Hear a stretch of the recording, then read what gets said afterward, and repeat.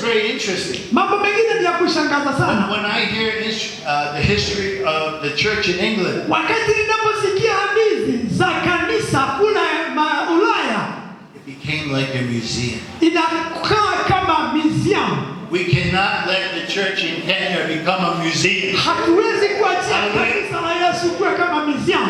It will be a disgrace to our Lord Jesus Christ. Na ni mahali ambapo ni pa Yesu Kristo mwana wa Mungu. Let us shine our light. Linafaa tuangaze mwangaza wetu. And let us build. Na tuweze kujenga. On the cornerstone. Tujengwe katika ule msingi, jiwe la pembeni. It's time to build. Jiwe la pembeni. On Jesus Christ. Katika Yesu Kristo. And we build our life on Jesus. Na tunapojenga na mwangaza wetu katika Bwana. One brick at a time. Jiwe moja kwa wakati. That's all. Hiyo tu. When you come to church, unapokuja katika kanisa, when you read your Bible, na unasoma neno, get one truth. Ukweli moja ama neno moja la kweli. And say, Jesus, I give it to you. Na usema, Yesu Kristo, haya yote ninakupatia. Give me a new character. Nifanye nibadilishe tabia zangu. Build me into a holy temple. Nijenge niwe hekalu takatifu. So when I come in this building, ninapoingia katika nyumba hii, this building becomes altogether the church. Hii nyumba tukiwa ndani inakuwa kanisa. Let me pray before I come here. Na nitaomba kabla ya kuja hapa. Or if I'm in a bad shape. Na hata kama niko katika hali mbaya. Come as you are. Unapotembea. Come as you are. Bila ulivyo mwema. Jesus is calling you. Yesu anakuita. Now for you who are stronger Christians. Wewe uliye Mkristo aliyesimama imara. When you see a man at the altar and he's been drinking. Wakati unapoona mlevi anapoenda. But something in his spirit wants Jesus. Katika moyo wake kuna kitu kinachohitaji Yesu. And he surrenders. Na anapojipeana kwa Yesu. And he tries to become the man of God. Na anajaribu kufanyika mtu wa Mungu. Remember, every time he's coming, kumbuka kila wakati tunapomwita, just try to give him a brick. Saidie kumpatia jiwe moja la kujenga. Give him a brick of love. Hata jiwe la upendo. Give that woman who ran away from the church a brick of love. Hata mama wanaotoka kanisani wanahitaji jiwe la upendo. If they have Jesus, wakiwa na Yesu, and now they want Jesus, na wanahitaji Yesu, they're going to build the temple. Watajenga hekalu ya Mungu.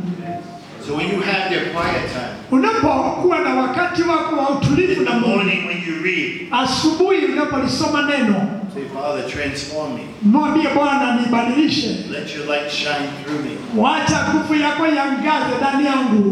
Build me. Nijenge Bwana.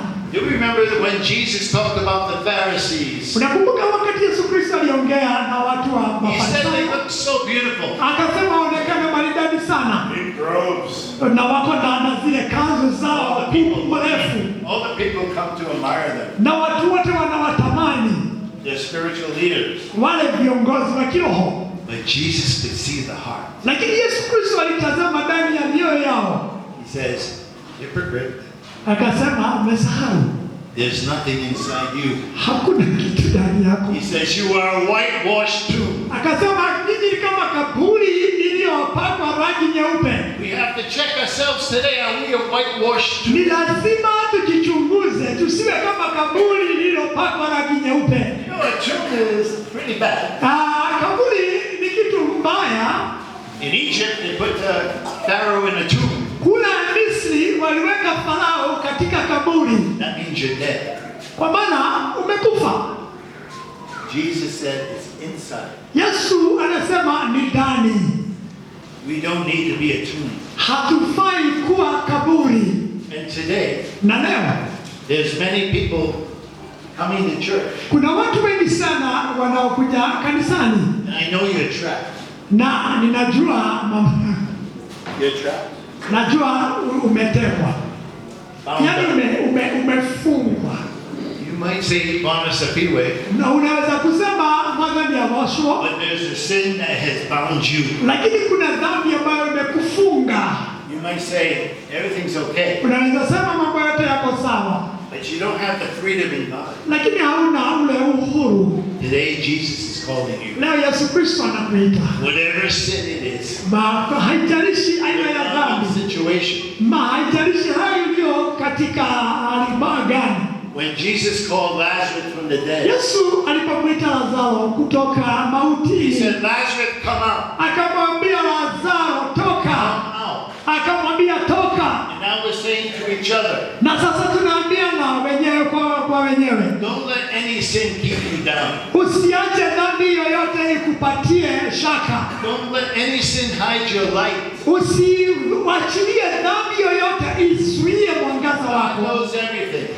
Mungu anajua mambo yote, He will help you. atakusaidia. Let's build on the Lord. Wacha tujenge juu ya Mungu. Hallelujah. Haleluya. Will we make mistakes? Yes.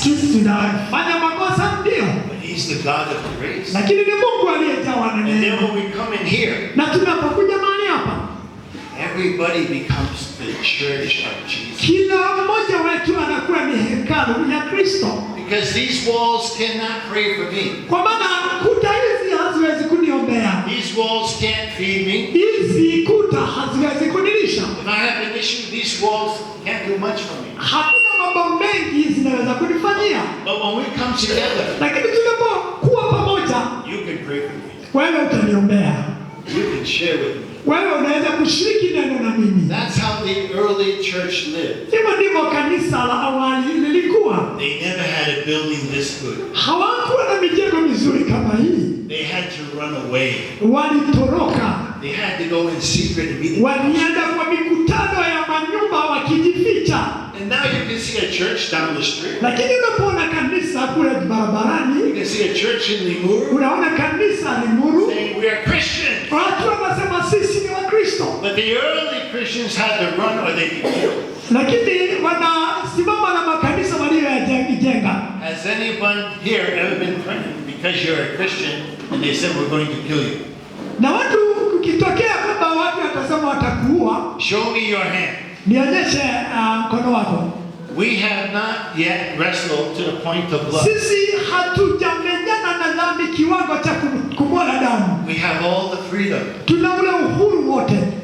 While we have this freedom, Na kwa sababu gani tuko na uhuru? let's make everything shine. Wacha tufanye mambo yote yangae. Shine, shine, shine. Mambo yote yangae.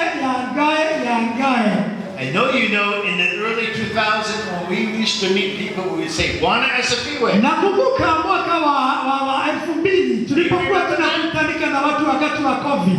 Pastors, you remember that? Wachungaji, mnakumbuka vile? Anyone you met. Yeyote ambaye umekutana na yeye And then the telephone came. na simu inalia.